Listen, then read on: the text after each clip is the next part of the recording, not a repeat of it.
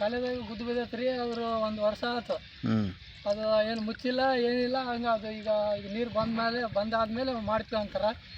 ಏನು ಮಾಡ್ತಾರೆ, ಹಿಂಗೆ ನೋಡಿದ್ರೆ ಗದ್ದೆ ಬಂದವ, ಹಿಂಗೆ ನೀರು ಹರಿತಾವ. ಕುಡಿಯೋಕೆ ನೀರು ಬಿಟ್ಟರೆ ಸಲಾಗಿ ಇದು ಪ್ರಾಬ್ಲಮ್.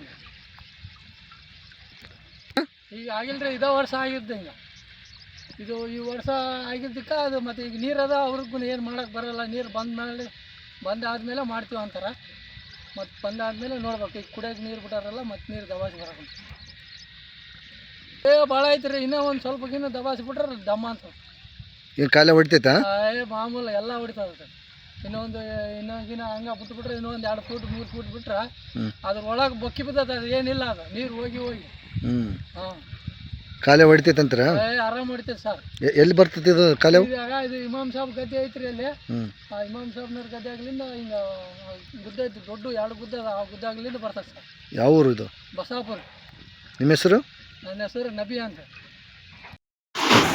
ಇದರಿಂದ ನಾವು ಒಂದ್ಸರಿ ಇದಕ್ಕೆ ಕಂಪ್ಲೇಂಟ್ ಮಾಡಿದ್ದೀವಿ. ಇದು ಸುರಂಗ ಬಿದ್ದಿದೆ, ಇದನ್ನು ಬಂದು ಸಂಬಂಧಪಟ್ಟ ಅಧಿಕಾರಿಗಳು ಬಂದು ಇದನ್ನು ವಹಿಸ್ಕೊಂಡು ಇದನ್ನು ಕೆಲಸ ಮಾಡಿಕೊಡಿ ಅಂತೇಳಿ. ಬಟ್ ಅವಾಗ ಏನಾಗಿತ್ತಪ್ಪ ಅಂದರೆ ಚಿಕ್ಕದಾಗಿತ್ತು. ಇವತ್ತಿನ ದಿನದಲ್ಲಿ ಅದೇನಾಗಿದೆ ಅಂದರೆ ಭಾಳ ದೊಡ್ಡದಾಗಿ ನೀರು ಹೊರಗಡೆ ಹೊಂಟಿದೆ. ಎಷ್ಟು ಸಾವಿರಾರು ಕ್ಯೂಸೆಕ್ ನೀರು ಇಲ್ಲೇ ಹೊಂಟಿದೆ. ಏನಪ್ಪ, ನಾವು ರೈತರಿಗೆ ಕುಡಿಯೋಕೆ ನೀರು ಬೇಕು ಅಂತೇಳಿ ಕೇಳ್ತಾ ಇದ್ದಾರಲ್ಲ, ಅಲ್ಲಿ ಮಟ್ಟ ನೀರು ಹೋಗ್ತಾ ಇಲ್ಲ. ಇಲ್ಲಿ ಬಸಾಪುರ ಗ್ರಾಮದಲ್ಲೇ ನೀರು ಎಲ್ಲ ಹರಿದು ಹೊಂಟಿದೆ. ಬಟ್ ಇದಕ್ಕೆ ಸಂಬಂಧಪಟ್ಟ ಅಧಿಕಾರಿಗಳು ಯಾರು ಬಂದು ಇದನ್ನು ಕೆಲಸ ಮಾಡ್ತಾ ಇಲ್ಲ. ಅದಕ್ಕಾಗಿ ಕೇಳ್ಕೊಳ್ಳೋದೇನಪ್ಪ ಅಂದರೆ, ಇಲ್ಲಿ ನೋಡಿ, ಈ ಬಿತ್ತು ನೀರು ಇಲ್ಲೇ ಹರಿದು ಹೊಂಟಿದೆ. ಸಾವಿರಾರು ಎಕರೆ ಇಲ್ಲೆಲ್ಲ ಆಲ್ರೆಡಿ ಜಮೀನು ಬಂದಿದೆ, ಹೊಲಗಳೆಲ್ಲ ಬಂದಿದ್ದಾವೆ. ಈಗಿಲ್ಲ ಅಂದರೆ ರೈತರಿಗೆ ಭಾಳ ಲಾಸ್ ಆಗುತ್ತೆ.